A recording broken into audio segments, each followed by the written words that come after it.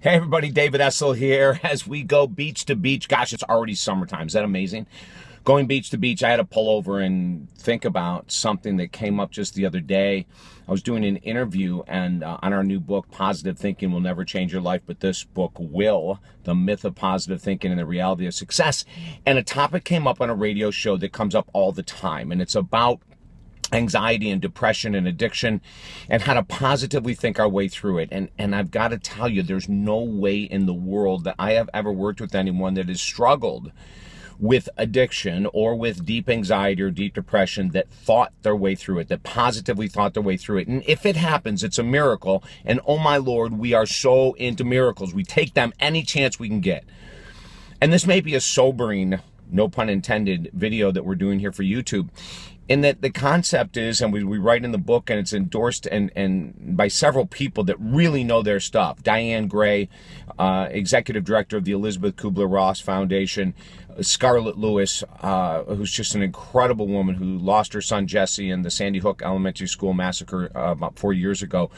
But they both say, and this is what we've been teaching in our coaching work, is that the only way through a deep depression or anxiety or an addiction is through it, is going directly into the teeth of the tiger, is going matching that frustration, anger, insecurity, angst, hopelessness, is matching it in your work. And what does that mean? So if you or you have a loved one right now that's struggling with a deep depression or an addiction or a deep anxiety, we always say get medical help. Go and talk to your doctor about what they might recommend. But we do know that in many cases, the medications are really great to alleviate short-term, incredible breakdown and dysfunction. We do know that there are some medicines out there that are highly recommended for people to get them over that proverbial incredible hopelessness. But then what do we do? And in our work, what we've found, and this is what Diane Gray and Scarlett Lewis say in our book, is that you've got to go into those emotions. And we say, right, it cannot just be verbal discussion. And it surely can't happen in your head. So we say go into it and write about that which is causing your addiction, the hopelessness that's causing the depression. What does it feel like? What does it look like in the physical world? To actually write about it. Now, this doesn't seem to make sense. It actually seems oxymoronic in some way. But David, if I continue to go and write about my depression or my anxiety or my addiction, won't they get deeper? And here's the answer to that. The answer is no. If you do it on a daily basis, 6-7 days a week, and go into what you're feeling, there's actually a release. It's the beginning of the vent. It's the beginning of letting the pressure cooker open and the truth and the reality of what you're experiencing come to the surface.